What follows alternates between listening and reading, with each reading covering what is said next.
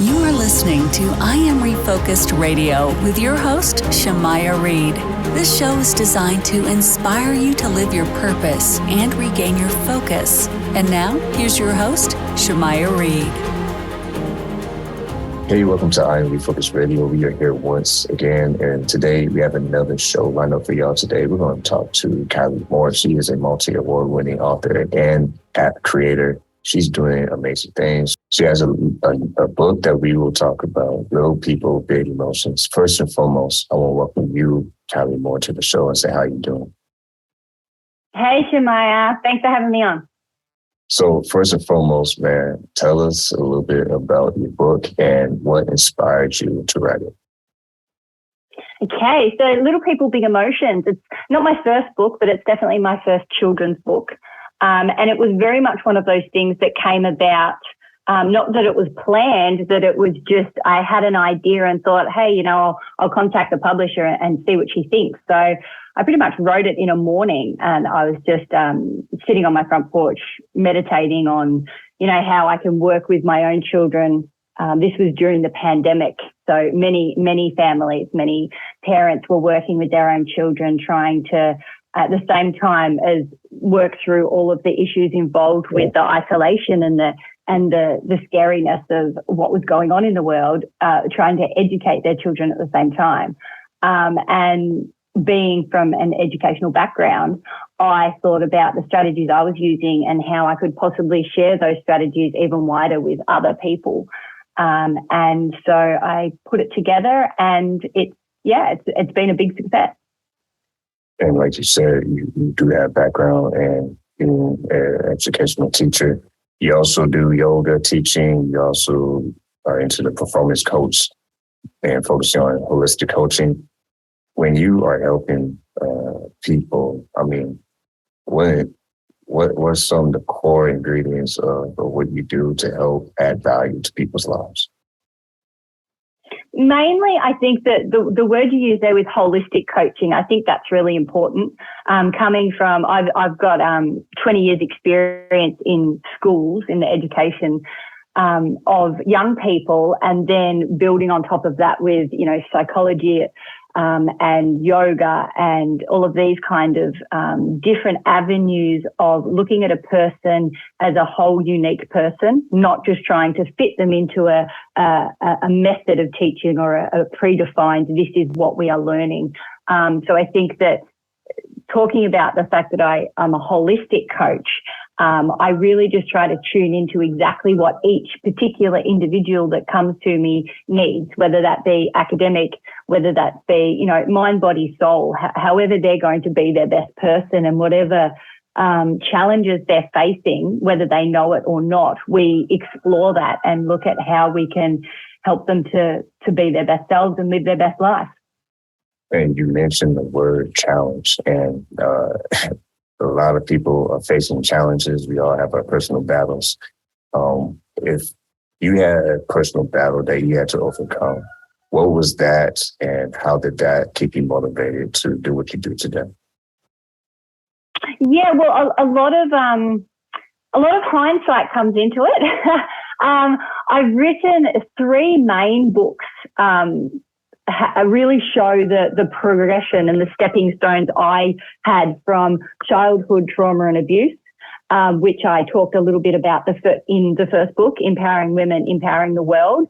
And that was after I reached a point where I was actually looking back on that, which I'd repressed and ignored and shut out for so long, looking back on it with the hindsight going, oh, okay, I'm going to have to go there. I'm going to have to address it, face it, and accept it before I could move on. So that first book really focused on, what that challenge was and how it continues to affect me. That as long as we all have strategies that we know we can rely on when these challenges pop up, we're able to keep moving. And then the second book went into, obviously I've had a lot of business success between now and then. So the second book went into how, again, with the holistic coaching thing, if you explore yourself and know exactly who you are, and you're authentic and passionate about what you do, business success is just one of the things that comes of that. Because people can recognize that you have so much to give, and your experience validates that for you. And then, with the children's book, it's very much that's finding purpose at the end. That's really channeling into, these are the childhood experience that I want to protect other children from. These are the strategies that, as a professional, I use when I'm working with children. So, let's help to make the next generation a lot stronger in their mental resilience and their emotional intelligence, so they can be their best selves. And you have also with Little People, Big Emotions book, you have a study guide that can also be another resource. Explain a little bit for our audience what that study guide will help with that book. Yeah, because I being a teacher and being a literature major, I'm pretty obsessed with books.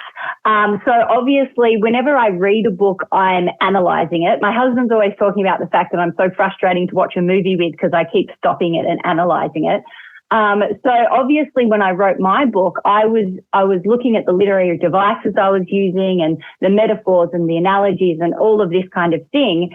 And because I can't be with every family, helping them explore it that way, I thought, well, I need to write the study guide and give families, educators, guardians, those kind of people, the tools and equipment to work through what the book is trying to teach the young person, and share some questions, some activities and that kind of thing that really help the family engage and use that network of support and strengths to ensure that the young person is a mentally healthy, resilient, emotionally intelligent individual. And the study guide, I never planned to make money from it. I just really wanted to get it out there. So I've written it, I've attached it as a free document you can download from my website and that kind of thing, and just really encouraging people to, at least have a read through it and see what resonates with their family.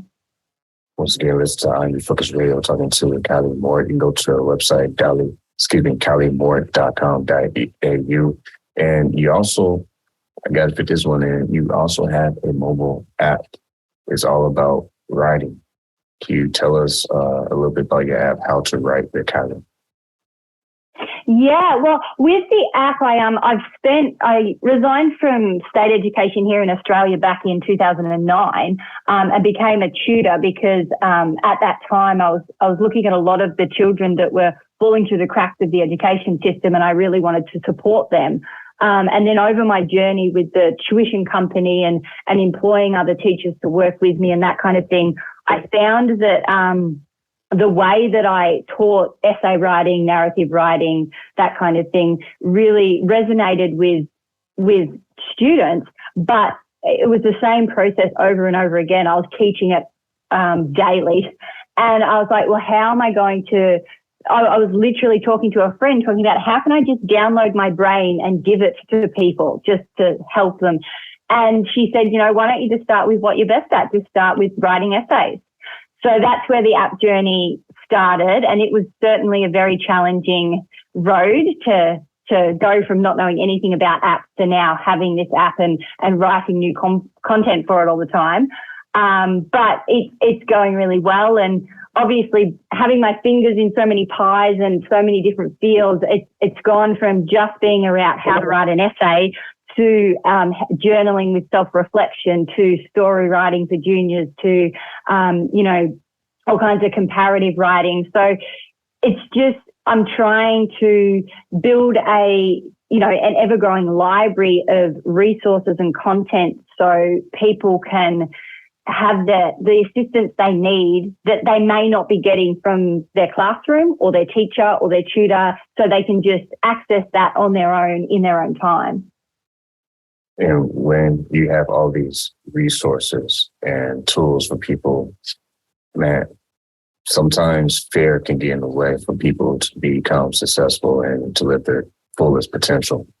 How have you overcome fear in various ways of you being an entrepreneur and you working on the app and hoping that it works. I mean, how have you overcome fear of just getting started and maintaining momentum? Yeah, I definitely think that the overcoming fear is something that it's really unique to everybody. People often find it very surprising that my greatest fear is people. I suffer social anxiety, and I just love to be at home on my farm writing. So I think that's why I write so much. It's just me and the book. But I think that the most important thing for anybody is when they identify what their fear is, get the help you need to get the strategies to work on that fear. Because fear is healthy, fear is good, fear is, spurring us on and giving us the energy to face, this growth edge that we all have to go through on our journey. But if you've got the strategies in place where you know that you've got what it takes to keep going. You've got the network around you, possibly, the books, the tools that you need. Living your best life definitely is living in purpose. I certainly believe that. And when we all find our purpose, it's definitely going to be, in that energy of love. The most powerful energy is love. So you need to radiate that love through loving what you do and loving where you are and loving who you're around. And the more you radiate that energy, the more that energy is going to come back to you. And it's often said that at the core of all emotion is either fear or love. So you need to work out which one's driving you, and have a good idea of how you can keep that journey going. This is I Am Focused Radio, talking to our guest today, Kylie Mort. And with the app and the resources, you also write for other publications. And people can go to your website, kyliemort.com.au. When you have those resources with your business entrepreneurship, you also support a good cause. If you could, can you share that, a little bit more information about that with the audience? Yes, the ADHD, that's very, very close to my heart because my own daughter has inattentive ADHD. And so much of when I was writing the book, Little People, Big Emotions, I was thinking about the strategies that we use for her. And both of my children, they're 9 and 11, are both referenced in the book. But where for little Darcy, it makes life easier to go through and use these tools. For somebody suffering with this kind of diagnosis, it's very much a lifeline of how to get through each day.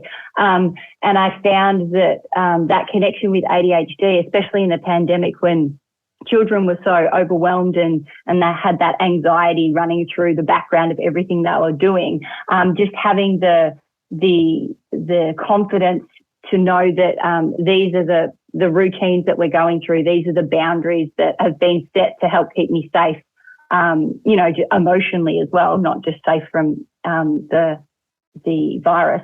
So that kind of thing, why I continue to go to university still, and to continue with that psychological studies of science is that I really want to help people to, recognize the diagnosis isn't saying that you can't do anything, that you can't be this or be that or go where you want to go. You just need to make sure that you can understand how your mind's working, understand how your mind is unique, and who can help you to get where you want to be.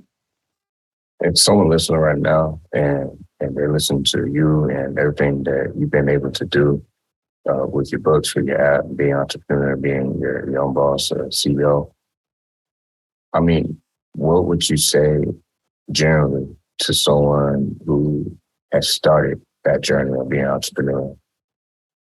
What should they be practicing daily to stay focused on their more short-term goals or long-term goals, being a business owner?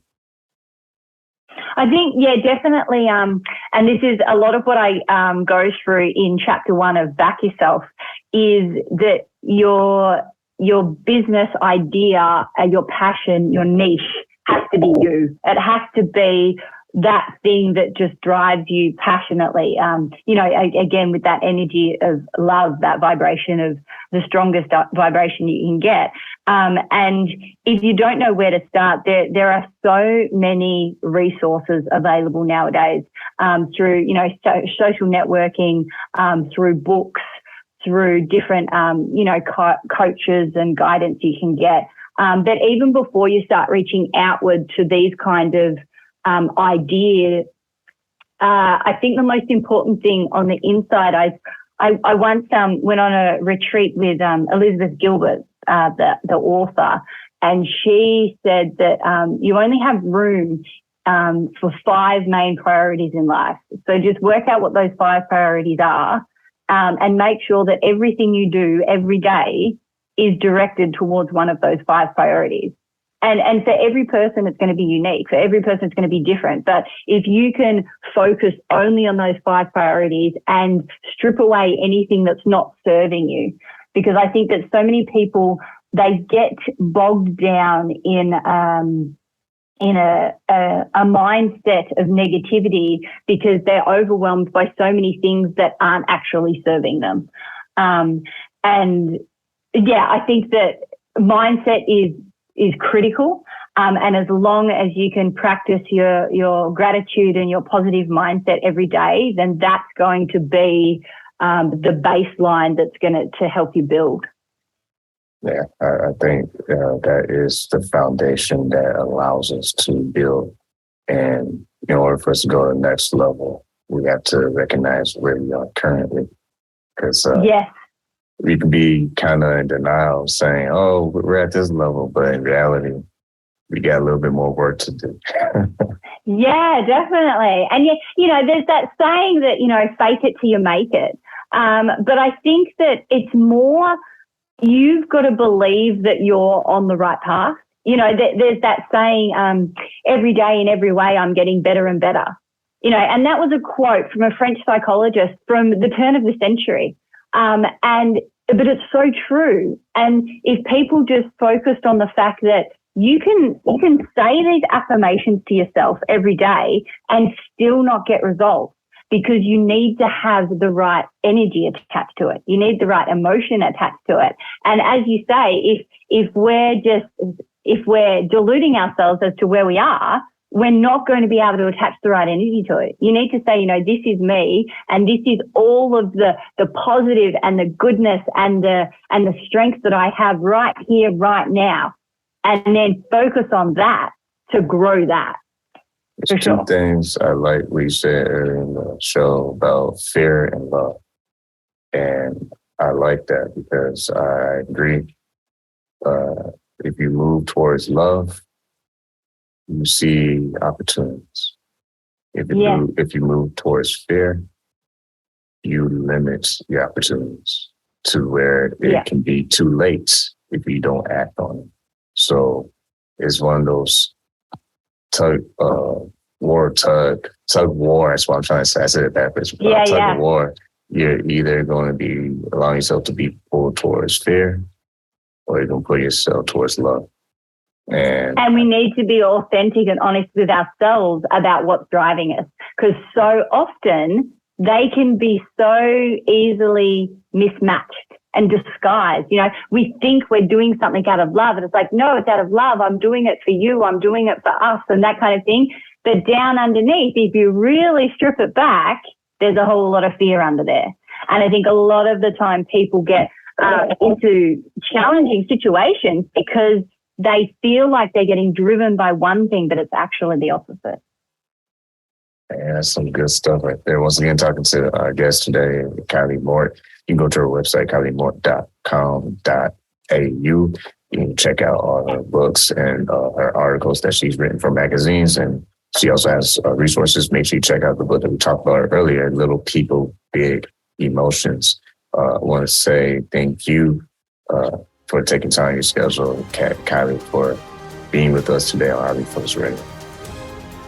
Thank you so much, Maya. It's been great chatting with you.